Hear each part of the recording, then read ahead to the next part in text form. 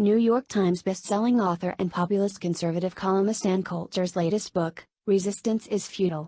How the Trump-hating left lost its collective mind, dives into the establishment media's lies surrounding President Trump and his White House. In an interview with SiriusXM's Breitbart News Daily, Coulter debunks 5 myths with Breitbart editor-in-chief Alex Marlow that have been spread about Trump and his campaign. 1. Trump never admitted to sexually assaulting women. Okay, he uses a bad word, it does sound a little sophomoric, but he's using the exact same phraseology when he says when you're a celebrity, you can do anything. You can grab them by the blank. They let you do it. Everyone has said it. Anderson Cooper asks it in the debate. Hillary Clinton has said it. A lot of responsible journalists, I have quotes from a slew of them saying, the president admitted to sexual assault on tape. And I just want to alert readers, anyone who says that is a stone-cold liar. 2.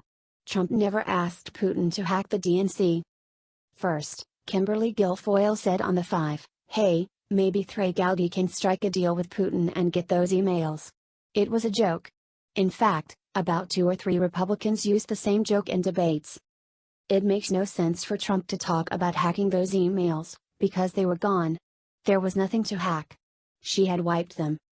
He said, Mr. Putin, or whatever, if you're listening, I hope you can find the 30,000 missing emails. He was talking about the emails that were wiped, obviously from what he said. Not the 20,000 emails that had been hacked, stolen, and put on WikiLeaks for all the world to see. We didn't need to find those. They were on WikiLeaks, he said find, not hack. And yet whenever that joke is described, they say hack. 3.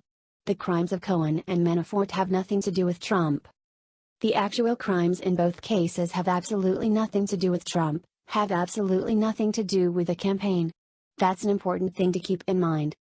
With Manafort, it's complicated tax issues. Talk to a liberal guy who wanted to be a tax lawyer. As for Cohen, it's so outrageous that they're throwing in the campaign finance violation. Utterly completely clear that the only reason they looked at Cohen was because he worked for Trump and would take a bullet for Trump. 4. The special counsel office is our one Soviet import. If you have 17 extremely talented and extremely determined prosecutors looking at specific people in search of a crime, there are so many federal crimes on the books, they have never been counted. Efforts have been undertaken, but it can't be done. So if you want to get somebody on something, and most of Mueller's plea bargains, as like lying to investigators, and I'm not saying you should lie to investigators, but that's a process crime that only exists because of the investigation. 5. Media edited Access Hollywood tape to fit their narrative. Showing consciousness of guilt, I looked up how the Access Hollywood tape was played on TV and noticed that they carefully edited out the part of him saying they let you do it. Now that's consciousness of guilt.